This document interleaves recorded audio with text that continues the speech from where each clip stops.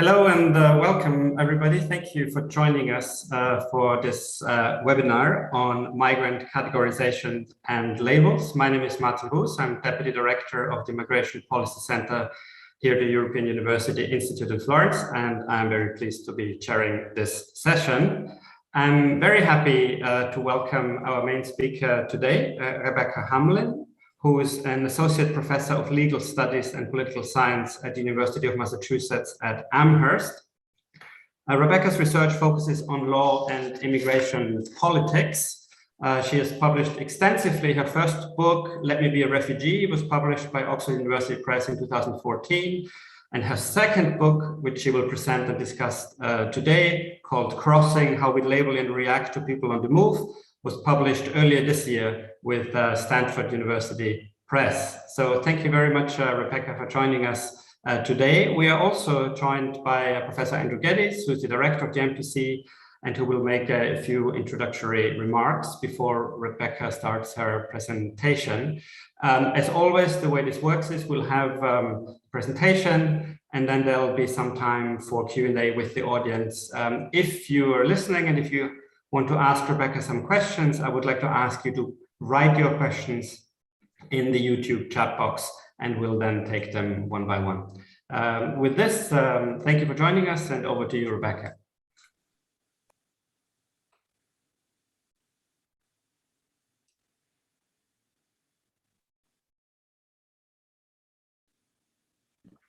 Hello, everyone. Good afternoon. Apologies, I'm sorry. I already made a mistake. We'll start with Andrew, of course. I'm sorry, Rebecca.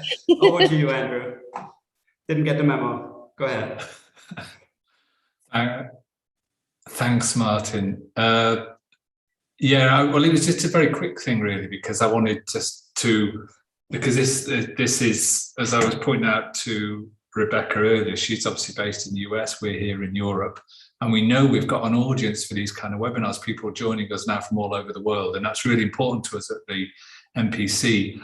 And also I think for the discussion, the work we're about to hear, it's very important to get a global perspective on these issues, because I think what we're very interested in here in the Migration Policy Centre, and the reason we're very interested in discussing this book today, is because it poses fundamental questions about borders and boundaries, which are central to the study of international migration, the categorizations that develop at those borders and boundaries, and the ethical dilemmas that are raised about the categories into which people are placed, and then the kind of practices that can then develop and how they are then justified in organizing people on the move.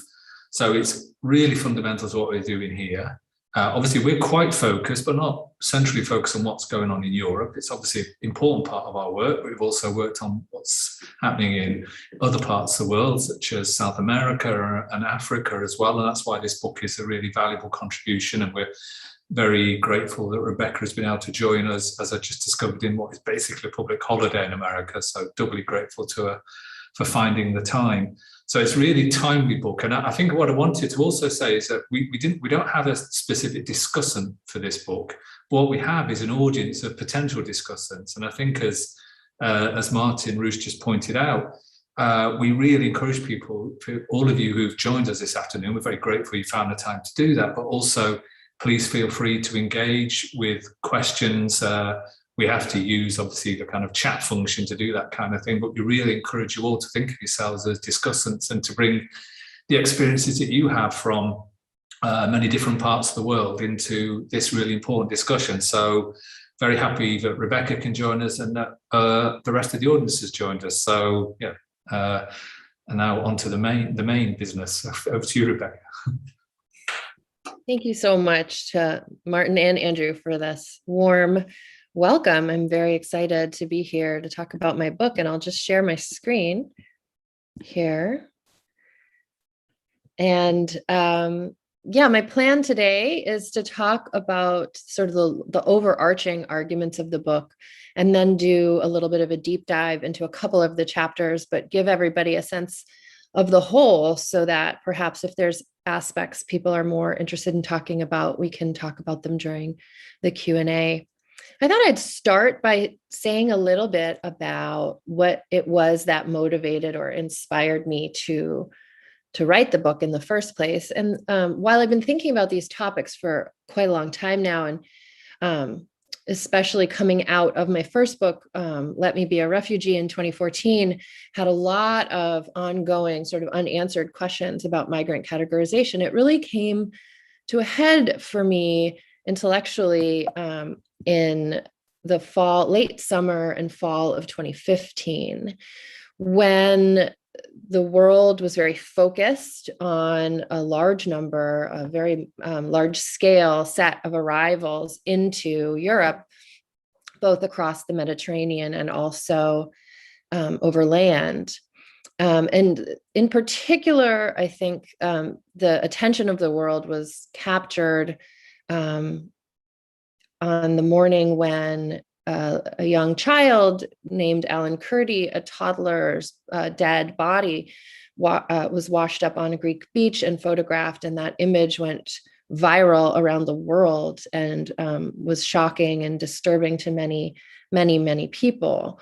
But the media coverage that I was particularly struck by was this flurry of what I call explainer articles. So there were in every news outlet that I can read in English, I found examples. These are just 4 examples here of this type of article, all of which followed almost the exact same format, which was to ask, what are the people arriving in Europe? What are the people crossing the Mediterranean? Are they migrants? Are they refugees? What's the difference? How do we understand this situation? And all of these articles basically followed the exact same script. They said, there's confusion about the type of people that are arriving. Here's the definition of a refugee from international law. The end.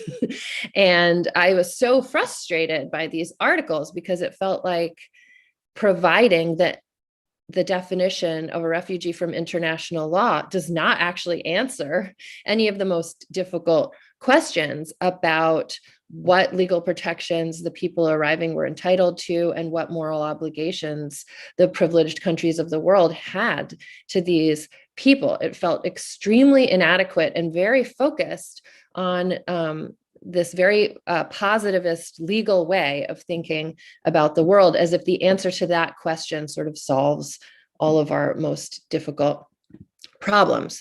So I came to the conclusion that that the migrant refugee binary, as I then started to call it, right, this logic that thinks of people on the move in very binary terms, has major discursive significance. It's extremely prevalent in public debate about border crossing. It's prevalent in advocacy circles and in scholarship about border crossing. And I apologize now to those of you who haven't seen discussions in these terms or through this lens, because I think once you do see it, it's hard to unsee.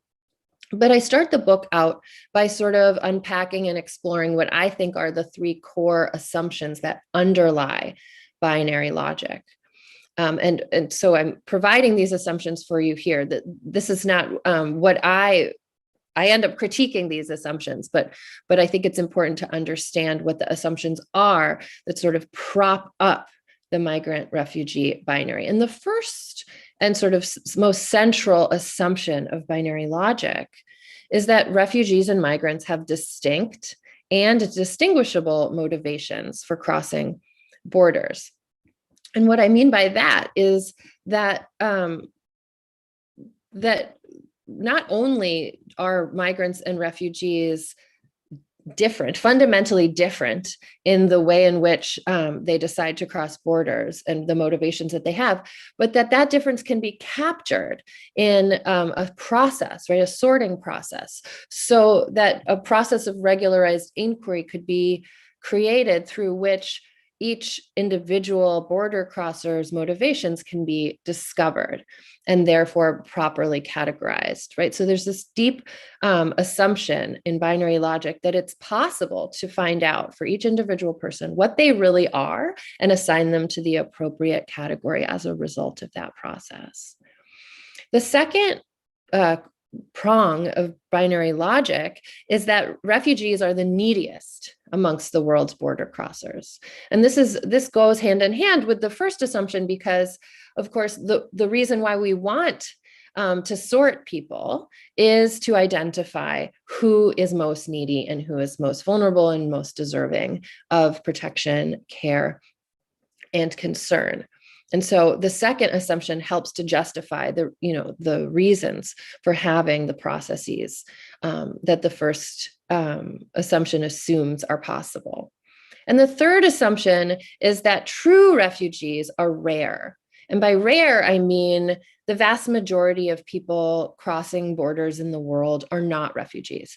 The assumption here is that the vast majority of people are motivated by economic factors. The vast majority of people are more voluntary.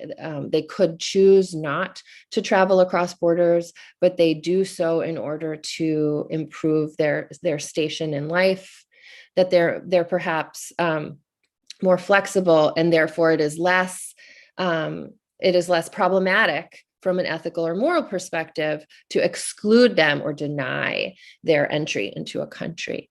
So the process then, to circle back around to the first prong of the binary logic, the process then is to basically identify the rare and needy few amongst the many who cross borders and maybe claim to be in need of protection, maybe claim to be vulnerable, because that is one of the most accessible ways of trying to get into the global north, but they're not really refugees, and therefore it's absolutely legitimate to sort them out. So binary logic is both essential, as I hope it's become clear in my discussion thus far, is very formalist, right? It's focused on legal definitions and categories, and it's essentialist. And by that, I mean, it assumes that there's a fundamental quality of refugee-ness, refugeehood, that individual people either possess or don't possess, and that it is possible to discover whether a person has that quality or not if the process of inquiry is designed correctly. This way of thinking makes the categories and the sorting process seem objective and apolitical, right? We don't need to have big discussions for each individual person about whether this process is moral or ethical, because the process has already been created and the ethical conversations have been handled earlier in the process, or upstream. So the basic argument of the book builds on this on a critique of this binary logic.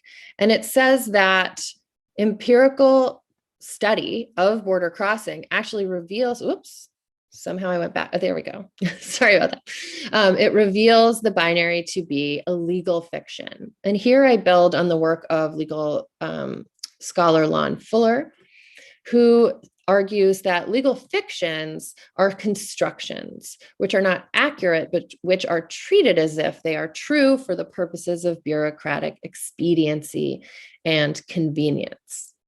And I argue that the migrant refugee binary here is very convenient and bureaucratically expedient. And so it is used, it's ubiquitous, even though many people recognize it to be a legal fiction. I use, and in that section of the book, I draw very much already on studies done by other people, right? So secondary sources of many, many different scholars who have actually talked to border crossers in many different settings around the world, which reveal people's motivations to be very, very complex and multiple, and which don't map very nicely onto a migrant refugee binary at all. Right. So there's this reality of the lived experience of border crossers, and then there's the binary into which people are forced to try to fit their life story. In critiquing binary logic, I use a critical refugee studies lens. And by that, I mean, I focus on geopolitical power and colonial legacy as key explanations for why the migrant refugee binary persists and why it's so ubiquitous in the world today. And I build on the work of these scholars that I reference on the slide here, who I see as all doing important work in the field of critical refugee studies. And ultimately, I find that the migrant-refugee binary masks the ways in which categories have been politically constructed to elevate the suffering of some people over the suffering of other people. So it's impossible in the time that we have together for me to go through the entire book because it travels quite widely and uses many different methodological approaches. So I'm just going to give a brief overview here of where the book goes, and then I'm going to dive deeper into a few places. So the first chapter outlines the migrant-refugee binary logic that I've just explained. The past few slides have essentially been a very brief summary of that chapter. The second chapter looks at the concept of sovereignties and the development of the concept of a refugee. And I'm going to spend a little bit of time talking about that chapter in a minute. The third chapter looks at the way the migrant-refugee binary has shaped and constrained the study of border crossing and bifurcated it in many ways that I argue are limiting and hindering our understanding of people on the move. I won't talk more about that chapter today, but feel free to ask about it in the Q&A. The fourth chapter talks about the role of the United Nations High Commissioner for Refugees, or UNHCR. I will talk quite a bit about that chapter today because I think that it's a key foundational chapter that illustrates some of the main points of the book. And then the three remaining chapters that I won't have time to talk about today are all case study chapters. The first looks at the life of the migrant-refugee binary in the global South, both historically in the aftermath of the 1951 convention and UNHCR's efforts to get as many newly independent post-colonial states to ratify the convention, the efforts of the Global South in the Cartagena Convention and the Organization of African States, both of which designed alternative definitions of a refugee in the 1960s and the 1980s. And then I talk in that chapter specifically about the two biggest displacement crises in the world today, Syrians and Venezuelans, and the responses of states in those two regions to mass arrivals across their borders. Then I have a chapter on arrivals in Europe, looking particularly at 2014 through 16. And then I have a chapter on the United States at the arrivals at the US-Mexico border, which compares the reactions of the Obama administration to the Trump administration and finds many commonalities across both administrations in terms of commitment to the migrant-refugee binary. And the final concluding chapter asks, how can we look beyond the binary? And I will talk a tiny bit about that today. So in the interests of giving you the best overview possible, I'm going to dive a little bit into chapter 2 called Uneven Sovereignties. So in that chapter, I argue that traditional framings tie the refugee concept to the birth of the modern state. In other words, they tie the concept to the Westphalian system that reinforced state sovereignty and state territoriality, right? The idea that states are bounded, and that as states developed the capacity to be more geographically bounded, that they were able to control and embrace their populations. And the people who did not fit into that logic, right, became refugees, right? They were those who either failed to fit within the imagined community that a state is developing for itself, or those who the state fails to protect, right? And by that logic, refugees are a byproduct of the modern state emerging in the 17th century and continuing on.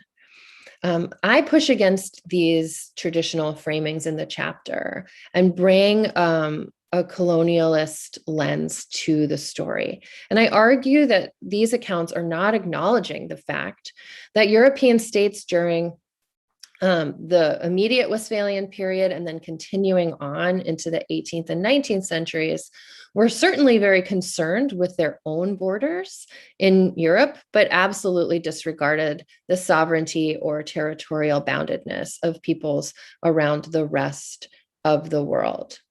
And in fact, as European empires spread across the globe, they displaced many, many people none of whom were considered to be refugees. So just a narrow focus on the Westphalian system does not acknowledge many of the geopolitical power dynamics that all contributed to the notion of a refugee that emerges, in my argument, a little bit later. So first, I want to talk about some of the enabling doctrines that emerged during this period. So colonial powers created all kinds of legal doctrines. They called Africa terra incognito. They called Australia terra nullius, or empty land. In the Americas, the legal doctrine was that discovery gave title. So whichever European power planted a flag in the ground was the one who possessed the territory and could displace any existing indigenous people that lived there at the time already. Again, not considered refugees. Ironically, during this time, many of the settlers are framed as refugees who are seeking religious freedom, not economic gain. And again, looking back at this time period, I argue that it's totally anachronistic to portray the settlers. This is Thanksgiving week here in the United States, so we're getting a lot of messaging here about the Pilgrims and the Indians. And everything I learned in school as a child was that, these people were seeking religious freedom and they came here to escape persecution in Europe.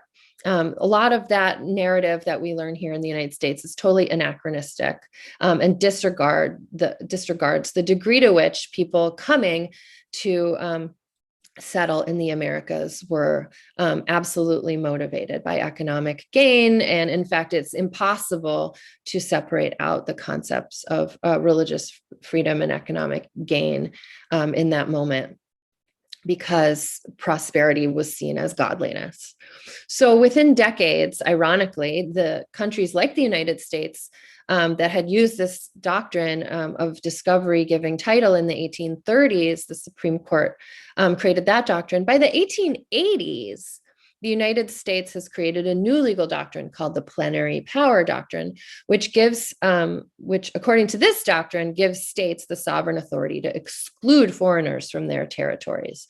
So the territory of the United States had become bounded incredibly quickly in the span of 50 years, from a point where the justification for possessing the land was created. And then what I try to do in the book is to create a direct tie to then later doctrines that say this land is possessed by us and therefore we can keep people out. And in the 1880s, that logic was used quite aggressively to justify Chinese exclusion.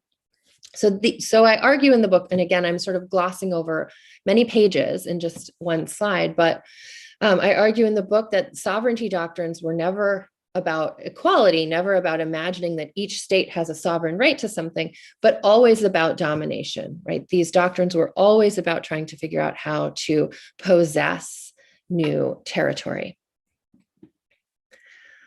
And I hope that this is important background information for understanding my rereading of the emergence of the refugee concept. So according to the story that I tell in the book, the refugee concept does not just emerge from the birth of the Westphalian state. It comes into parlance and it comes into use in the period post-World War I, post-Russian Revolution, as a problem for states in Europe that requires an intergovernmental solution because there's mass displacement within the continent of Europe. This occurs simultaneously with large population movements around the globe in the 1920s that are associated with the end of empire, that are associated with the global Great Depression. And this leads states around the globe, including newer settler colonial states like the US and Canada, to engage in the most intensive restrictionist policies ever in human history, panic about large-scale arrivals, and really the rise of border control policies and containment. Definitions of a refugee that emerged throughout the 1930s and 40s, there's several waves of definitions created by the League of Nations and subsequent international organizations. All of these definitions are designed by European states to define refugees very narrowly, to conceive of the refugee as an exceptional figure, again, a rare figure. And all of this is done very openly with the objective in mind of limiting the obligations of states, limiting how many people they're obligated to admit in the face of mass displacement. Thus, the concept of a refugee is always intimately tied to the problem of migration management. They are not separate issues, right? They emerge at one and the same time. And the concept of a refugee is one solution that emerges to the problem of migration management in the face of unwanted mass migration, particularly unwanted migration from colonial outposts, right? So we're talking about people from the continent of India trying to come to Canada, etc. Okay, so the rereading that occurs in this chapter extends to the 1951 convention itself. And I argue in the book that the 1951 convention is not a product of the post-war international human rights regime or a document of universal rights protection. It outlines a very specific set of rights protections that are only available to a very few people. It is therefore not a set of universal rights. Instead, it's a continuation of a series of evolving definitions, right? The 1951 definition comes after many, many other definitions and builds on them and tweaks them, but isn't remarkably different from them in its wording. What is different, however, is that the 1951 convention was the first time that any country from the global south was included in the process of drafting a refugee definition. This was also the first time that any broader definition of a refugee was even considered, but not adopted. So, for example, the newly independent states of India and Pakistan were both included in the process, in the 1951 convention drafting process. Both of them engaged actively at the beginning because they were very worried about the displacement of 14 million people that was occurring due to partition policies. But they ultimately both withdrew from the drafting process and didn't sign the 1951 convention because they declared it to be very obviously not taking their interests into account, very obviously not designed to help people in the subcontinent.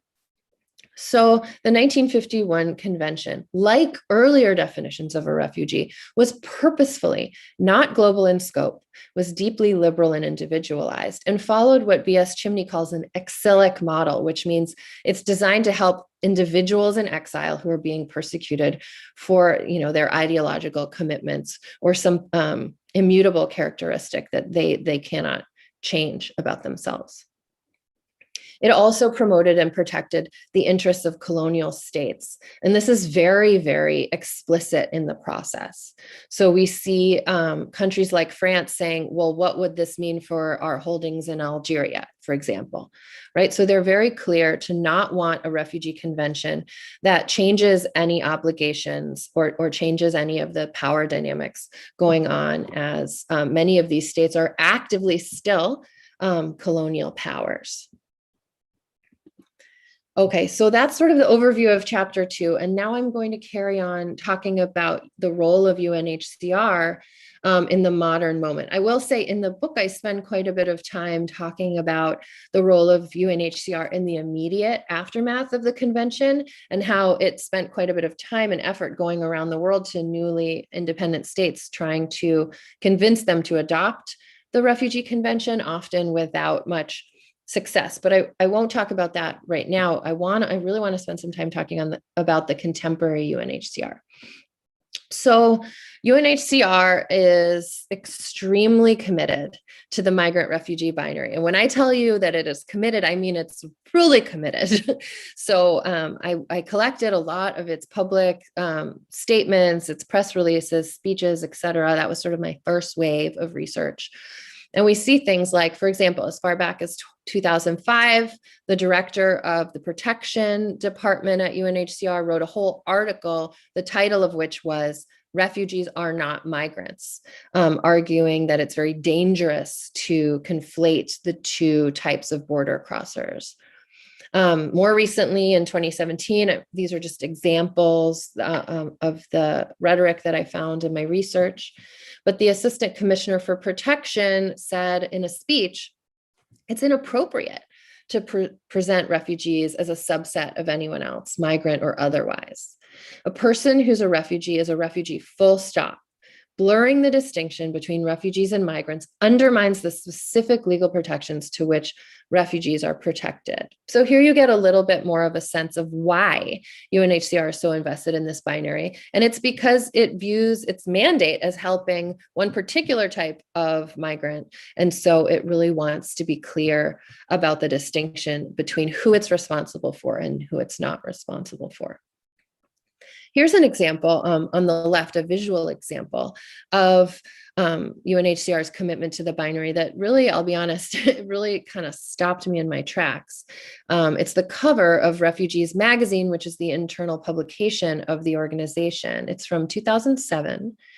And as you can see, it's an image of a Black man in the ocean clinging quite tightly to the end of a lifeboat. And then there's two white people engaged with him in some way, presumably about to pull him out of the water. So in this image of rescue, I don't exactly know if we're looking at the Mediterranean Sea or the Caribbean Sea, if this is an African person or a Haitian person trying to arrive, but in either instance, that person would actually be the odds would be against him in terms of whether he would be granted refugee status in the United States or Europe, respectively.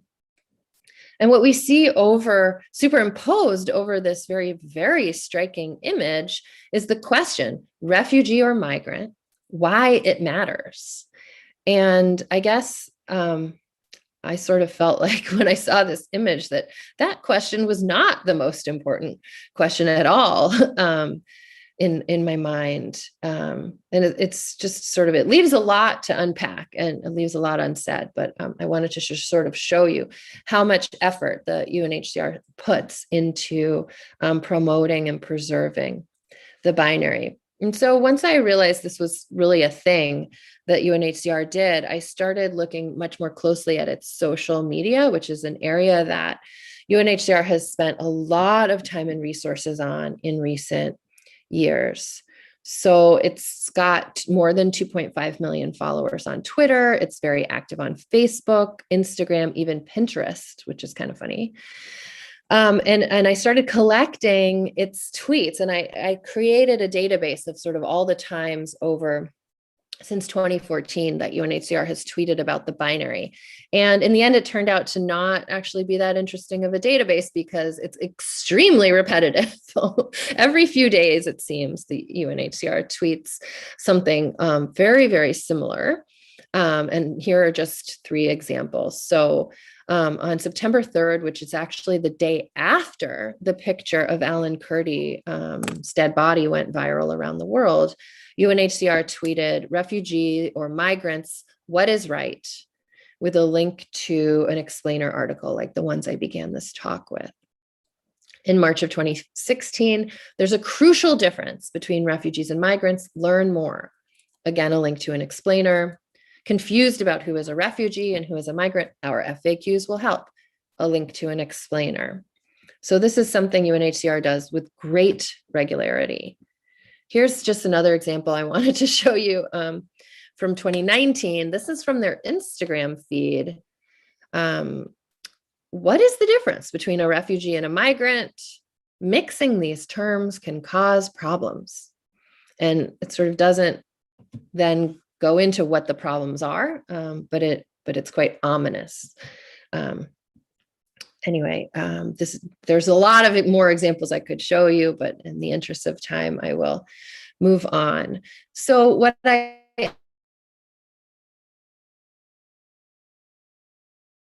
ended up doing after content was realizing I really wanted to talk to UNHCR directly and find out why they were so invested in the binary.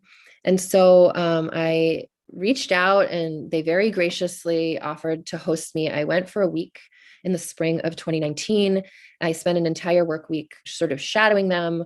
I spoke with the head of their social media team at length 3 different times that week, and everybody else on the team, and sort of went to coffee and hung out in the cafeteria and that kind of thing. And I learned a lot. It was really, really a very interesting trip. But one of the communications staffers told me that around 2014, 2015, we gained an awareness that we have a different role to play. We have always done quiet advocacy, diplomacy with governments, but we realized we needed to be more present at the grassroots level, to be a trusted voice. We don't have a presence in the West on the ground like we do in some countries. So this, referring to social media, was a way to have presence. So here you can see UNHCR is very worried about reaching people like us, people who have iPhones, who scroll social media, who live in and presumably in most cases are citizens of the countries that pay the budget of UNHCR, that allow UNHCR to do its work. They felt like they needed to reach us directly with a message. So that was helpful information. Another staffer told me, we do a lot of really strategic outreach based on a lot of research. A huge part of it is dispelling stereotypes with stories. So we know that there's hostility and xenophobia. So we want to tell stories about how refugees are integrating, working, learning the language, getting involved in their communities, right? So now we understand a little bit more. The UNHCR wants to reach people like us in the global north in order to reassure us that refugees aren't bad or scary, that we don't need to be afraid of them, that we are free to welcome them into our homes and into our communities. A third staffer told me, we know we need these explainers, right? I asked, why do you feel like you need to do all these explainer articles? And they said, we need them because of the questions that come in on the comments. There's a lot of confusion about definitions. We think a lot about the anxious middle, which was such a helpful study, and about reachable audiences. So almost every single person I interviewed mentioned this study about the anxious middle, which was based in the UK. And the researchers basically found on one end of the spectrum, there's a small percentage of people, maybe 10, 15%, that will never be open to new arrivals or immigrants of any kind. Then there's a small percentage of people on the other end of the spectrum who are already, on board, welcome everyone. But the vast majority of the public in the UK, this study found, is persuadable. They're in the middle. They're anxious about, letting in too many people or people who are too different, whether they'll integrate, but they're not totally closed. And so the objective here is to reassure those people that refugees aren't scary or bad. They're not security threats. They're the good kind of arrival. And in doing so, open their hearts to refugees, right? That they're persuadable. So this all put together, these conversations really helped me understand why UNHCR is committed to the binary as a kind of operational ideology. It's concerned about the populist turn in donor states. And with a lot of good reason, there is a populist turn in donor states. I was there during the height of the Trump administration, and several interviewees mentioned that they feared Trump would tweet away the vast majority of their budget at UNHCR just on a whim.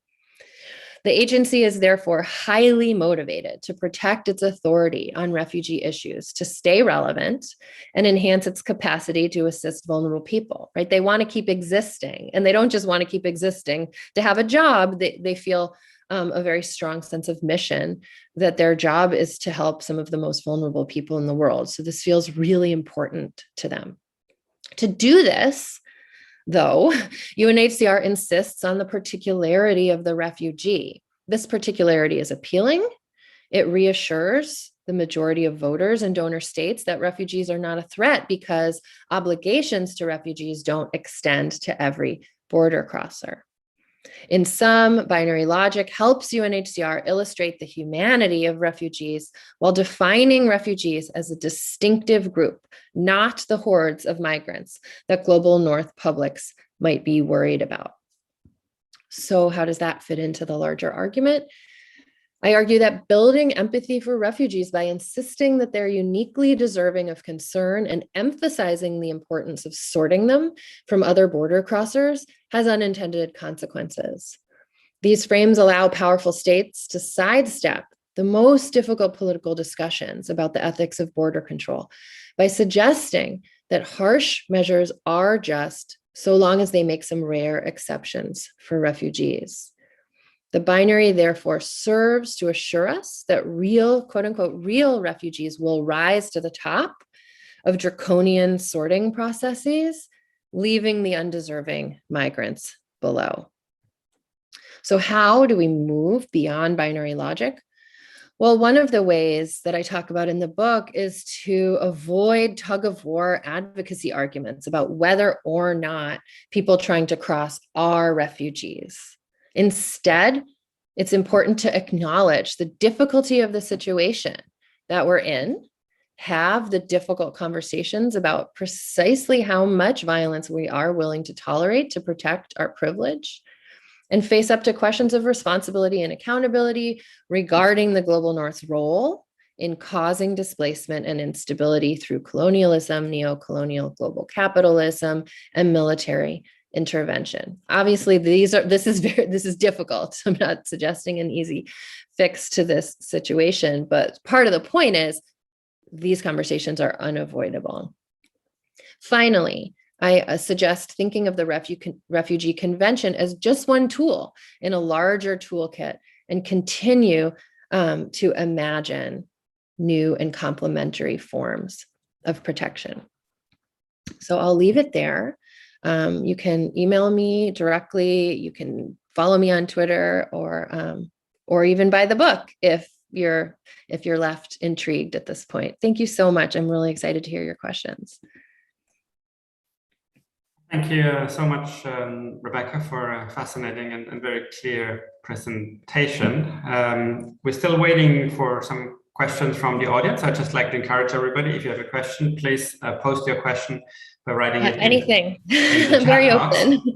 Let me just, while we're waiting for some of the questions, Rebecca, let me just kick it off by kind of pushing you on two kind of arguments I think that you've begun to make.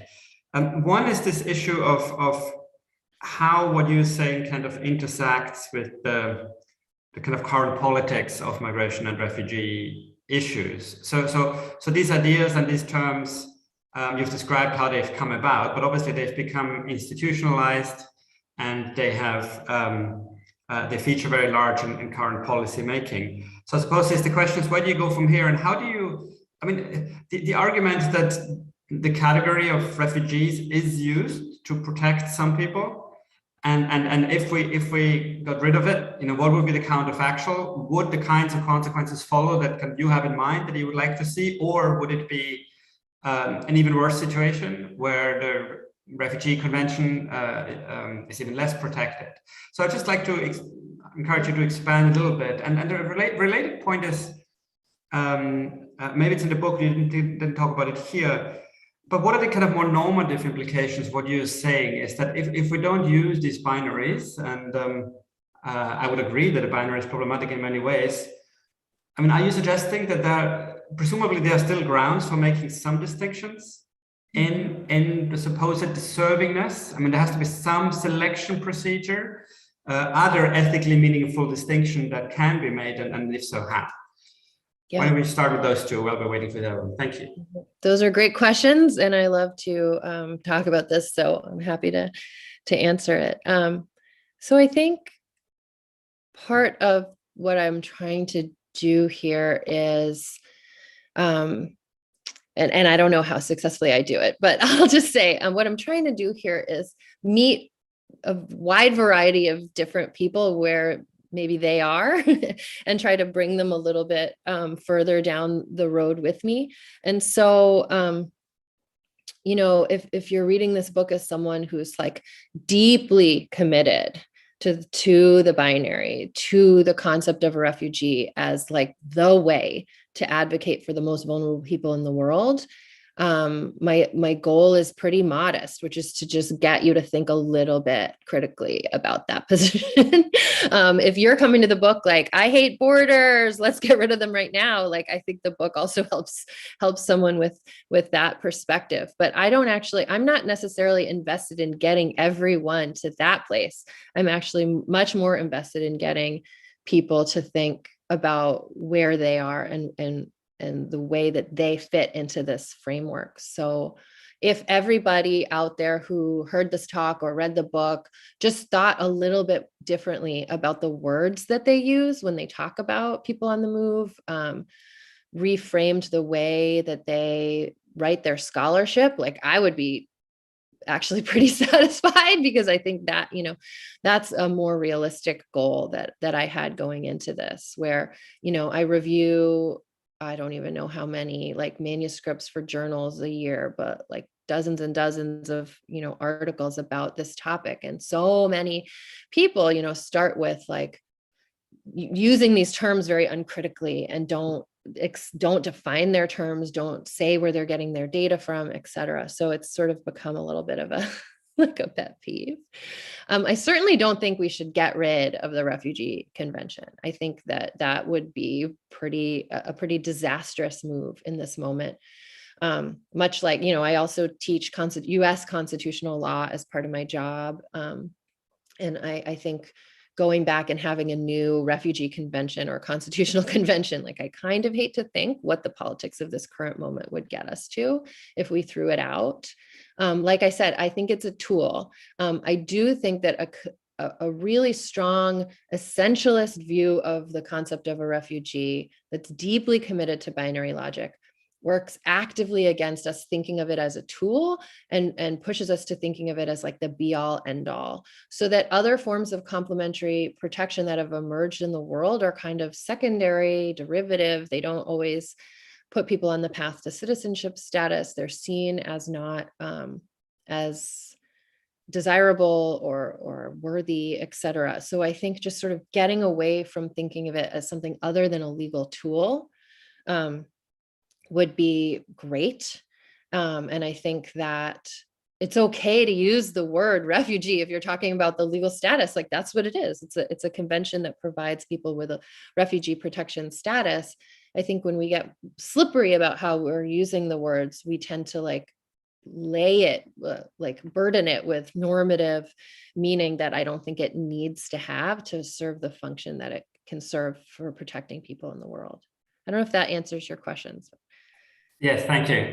We do have some questions now from the audience. And if it's okay with you, Rebecca, we'll take them in pairs, maybe. I'll just take them in order. As Marie Walter asks about the responses you've had from UNHCR. I mean, how have people at UNHCR responded to your critique of the binary?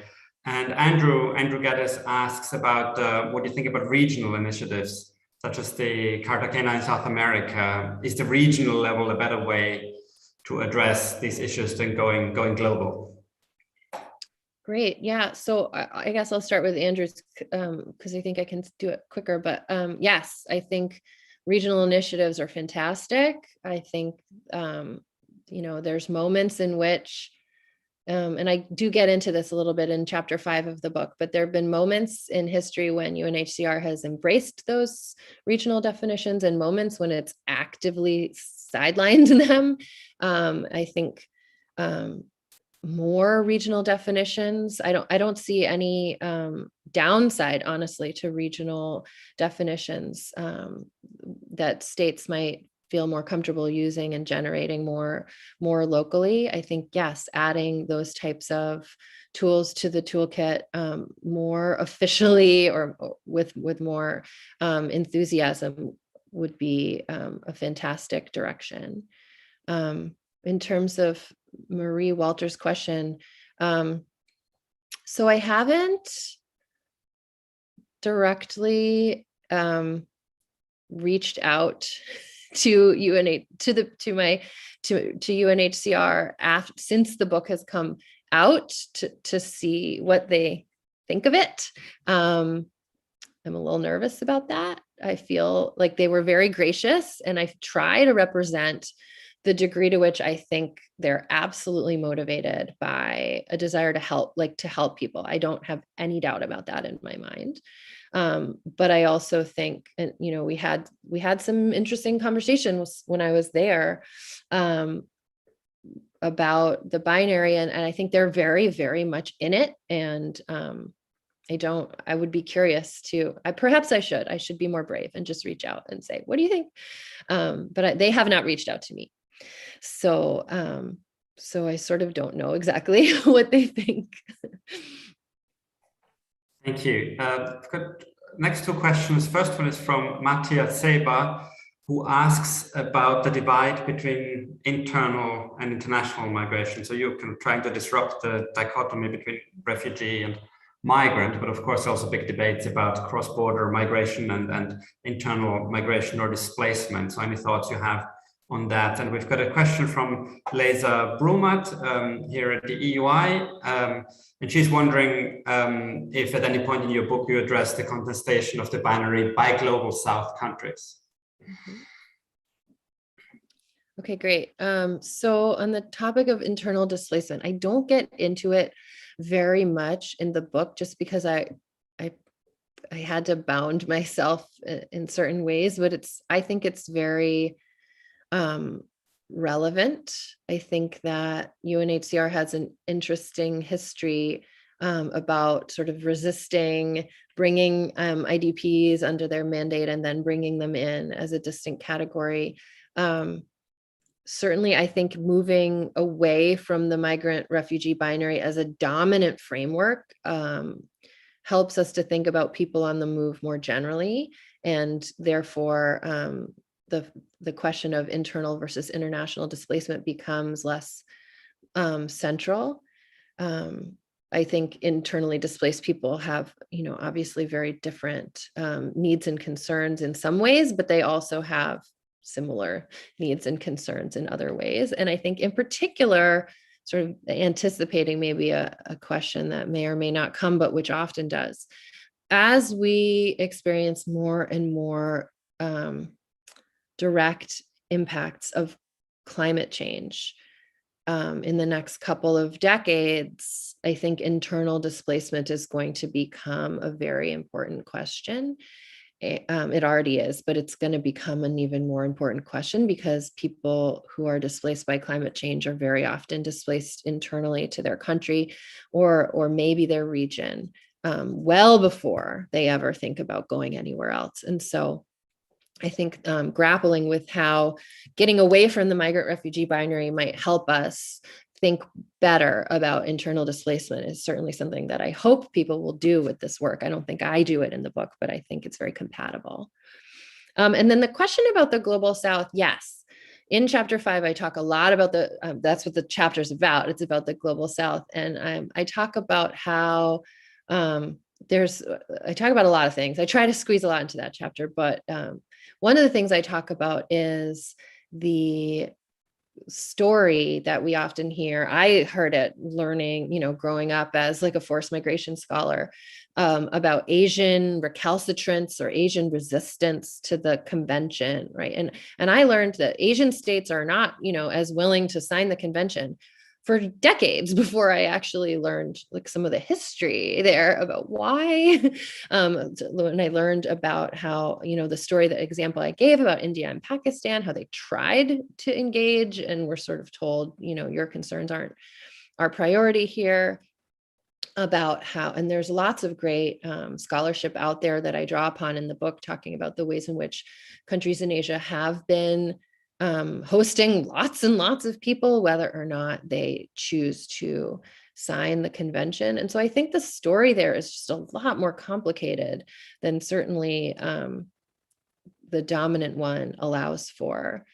So I talk about that. I talk about Jordan and Lebanon as host states for Syrians and how the binary functions there. I talk about Peru and Colombia.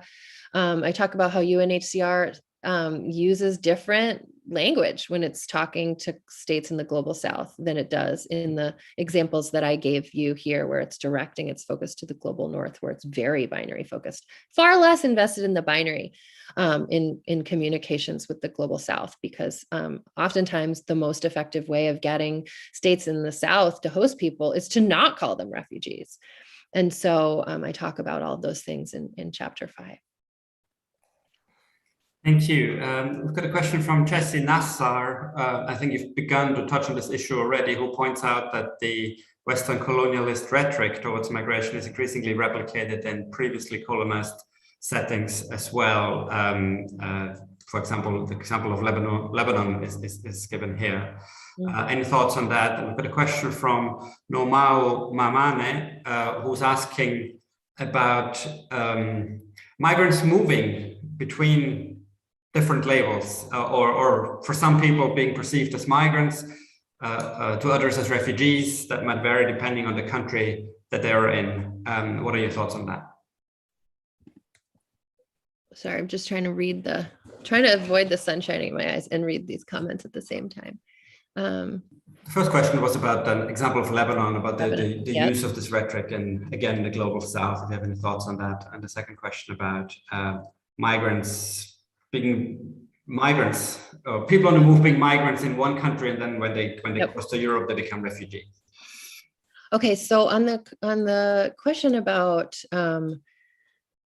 replicating this rhetoric, I think that's a really interesting intervention. And certainly I don't pretend to be an expert in Lebanon or other global south host countries. You know, my training and expertise is in looking much more at reception in global north, and in the global south chapter, I felt like I was really drawing heavily on work that other people have done to try to extend the argument. And so I'm assuming, Jesse, that you know far more about Lebanon than I do. And so I believe you. And I think that's really interesting. I would love to hear more about that. I think it doesn't strike me as too surprising to imagine that this rhetoric is something that's exported and used. And I would just be interested to learn more about sort of the circumstances under which using the migrant refugee binary is a successful strategy for a country like Lebanon. I know that it has a very complicated relationship to the refugee convention. You know, it's like not signing the convention, but sits on XCOM, but hosts a lot of people, but doesn't always want to call them refugees. Like, it's a really, really interesting case study. And so, you know, part of my hope, my aim with this book was that people who are experts in various parts of the world might take the argument and sort of apply it to the places where they work. So I hope you do. And then as for the second question, yeah, I mean, I think part of the issue here is that people definitely do move across statuses throughout their journey. And you know, thinking of it in those terms, thinking about a person who may at one moment in their journey be under a protective status like refugee, and then at other points in their journey, like lose that status, is a really important way of breaking free from an essentialist logic, which thinks of someone, you know, to borrow a phrase from UNHCR's handbook, a person is a refugee, whether or not they are ever recognized as such. That's a very essentialist way of thinking about it, right? That they possess this quality, and it doesn't matter, in a sense, whether or not they're granted the status. I think thinking about it more as a like one legal category that people sometimes have is really important. I talk in the book about the example of people who go to the Gulf, right? Or people who leave Sri Lanka, for example. Like there's this fascinating study that looks at people who leave Sri Lanka, and some of the most desperate, persecuted, extremely vulnerable people leave Sri Lanka to become migrant workers in the Gulf. They never get refugee status. They never have a hope of getting refugee status. That's not the goal, but they escape persecution and desperation in a different way. And some of the more privileged people, sometimes people get a little worked up when I use the word privilege to refer to people with refugee status. But among the more privileged people who flee Sri Lanka are people who use their networks and social capital to gain refugee status in the global north, right? It ultimately does become a position of privilege compared to other people fleeing their home country. So again, I think these categories are important to just understand in their larger context. Thank you. We've got a question from Caterina Rodelli, who draws our attention to the increasing role of new technologies in the management of people on the move, migrants and refugees. And she's wondering what you think the implications of that increasing use are for this binary, for the tendency to categorize and distinguish between different types of people. Thank you so much for that question. Oh, sorry, you're going to ask the second one? Yes, and just a second question from Ettore Recchi, again here the EUI. He's wondering how movers themselves think about these distinctions and whether or not you yourself have done any work on this, or what your views are on this issue. Great. Okay, so on the technology question, it was something that actually, this is the fun thing about a research agenda. Like, coming out of my first book, I was like obsessed with this idea of refugee status being in the eye of the beholder, and then like it turned into a whole second book. Like, coming out of this project, one of the things that I just felt unresolved about was the role of technology, which was a theme that came up that I actually didn't include in the book, but which I wrote about in a chapter in a book, edited volume that just came out by Catherine DeVerne. Elgar, I think, was the press. Anyway, I'm happy to send you the chapter if you want to email me. But essentially, one of the things that I became really curious about is the way in which states rely on technology to help make these determinations, and also the degree to which UNHCR is really reliant on big tech to help them do a lot of the work that they're doing. So, for example, while I was there in May of 2019, UNHCR was engaged in these like really intense conversations with Facebook, because UNHCR has an official Facebook page, but there's tons and tons of fake Facebook pages that are being created by people posing as UNHCR and posing as people who can, like, I'll get you a visa if you just send me money, etc. So there's an enormous amount of migration fraud going on Facebook, and UNHCR felt like Facebook was not willing to help them shut it down. And Facebook wanted UNHCR to pay to continue to have a prevalent like place in the algorithm, et cetera. And they were like, we're a non-governmental organization that does important humanitarian work, but Facebook doesn't think in those terms. And so I became really struck with the degree to which these big organizations, both states and non-governmental organizations dealing in migration today, are really beholden to corporations, sometimes in a very public way, like corporations you've heard of, like Facebook and Google, but other times beholden to corporations who do data storage, who do surveillance. There's so much that's unseen, and these corporations are extremely wealthy and not accountable to the public in the ways that democracies and or non-governmental organizations are. So yeah, it's a super interesting topic that I hope to explore more. And I agree with you, is I'll just leave it there. In terms of self-perception, it's not something that I directly have done research on, but I did draw upon secondary research to talk about it briefly in this book. And also, I'll just put a plug out for a graduate student of mine. I just sat on a dissertation committee for a newly minted PhD called Grace Tran, who has a piece coming out in the Journal of Immigrant and Refugee Studies on this very topic. She interviewed people in Canada with refugee status about their self-perception and about Syrian arrivals. And it's such an interesting piece. But I mean, to make a long story short, I don't think there is a uniform or consistent answer to the question of what do people with refugee status think about their own refugee status. I've met and talked to and read about some for whom it is extremely important, and others for whom it is really not a central identity feature. And I've read about and met some people who I used to work in refugee services before I went to graduate school. So I've talked to a lot of people with refugee status in my life.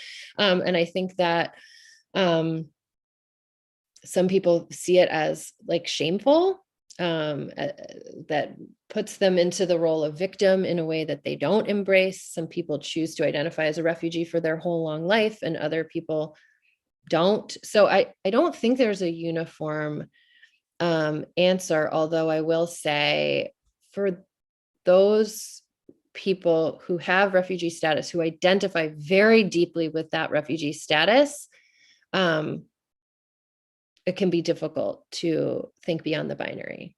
That's for sure. Thanks. Just looking at the clock, I think we have a few more minutes, and so we'll take two more questions and then we'll have to wrap it up. First question from Raffaele Pazzurli, and she points out that the refugee-migrant dichotomy is also used to build up internal borders to enforce hierarchy of deservingness in terms of access to rights, including welfare rights. And in a way, related question or comment from Bostian Zalar, who argues that categorization is not acceptable until a person is registered. After that, it's inevitable in terms of access to procedures. So in a way, I mean, these two questions are linked somehow. Yeah. I suppose one way of asking a related question is, to what extent is categorization inevitable in terms of just delivering certain services to migrants in terms of responding to their needs? Yeah, great. I mean, the first response to Rafaela is like, absolutely, that's true. It's certainly something that in the United States makes an enormous difference. So I think it's less so in other countries with a richer, thicker integration policy web. But here in the United States, my mentor, Irene Bloomrad, wrote her first book about how the US has such a laissez-faire integration policy. Unless you come as a resettled refugee with refugee status, there's no assistance available. There's no language classes. There's no nothing. Only refugees get that. And it's not exactly, generous, but to the extent that anyone gets anything in the United States, you have to have refugee status to access it. So certainly that's a huge problem here. But I think it's absolutely true in other countries as well, to a lesser extent. And to Bastian, yes, to some degree, coming in under a legal status is going to lead some people to have a categorization that other people don't have, and that's going to be inevitable.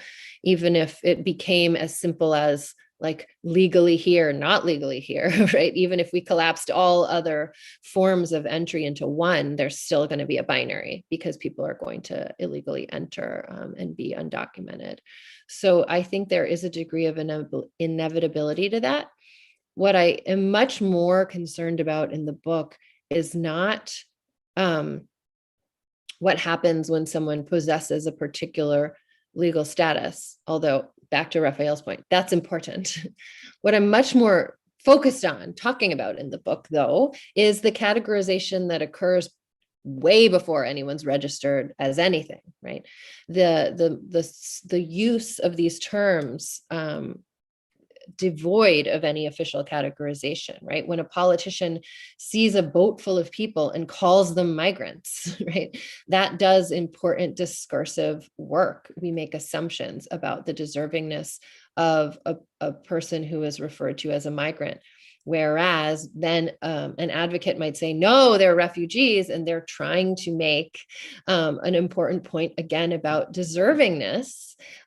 All of these conversations happen prior to any form of categorization, but it's sort of like a categorization in the court of public opinion. And in some ways, that's a more important conversation because it happens prior and it colors everything that comes after it. And in so many cases today, because of border externalization, it's the only conversation that ever happens, right? So many people are kept at arm's length and never given access to refugee status determination procedures. And people like us are told to feel comfortable about that because they're just migrants, they're not refugees. They wouldn't ever actually get refugee status if they were allowed access, so it's okay, right? So you see the way in which these terms are deployed as a form of border control. And I think that's a big part of what I'm really interested in getting at in the book, is how advocates inadvertently play into this problem by saying, no, they're refugees, as if border control, harsh border control measures are palatable and acceptable if they're only screening out migrants. But once they're screening out refugees, it's a problem. And I think that is a trap that it would be really, really great if advocates could get better at avoiding. Fantastic. I'm afraid we've come to the end of our time. First of all, Rebecca, let me thank you very much for a really thought-provoking presentation and for engaging with all the questions so carefully. Your talk has obviously generated a lot of interest. We had a lot of questions, so I'd like to thank all our listeners and viewers for their engagement as well. And just to finish, I'd like to draw your attention to our next webinar, which will be on the 15th of December, same time. And the topic will be migration policy making in Africa, determinants and implications for cooperation with Europe. So with that, I wish everybody a good day or a good night wherever you are. Thank you. And we hope to see you again sometime soon. Bye-bye. Thank you. Thanks so much. Bye.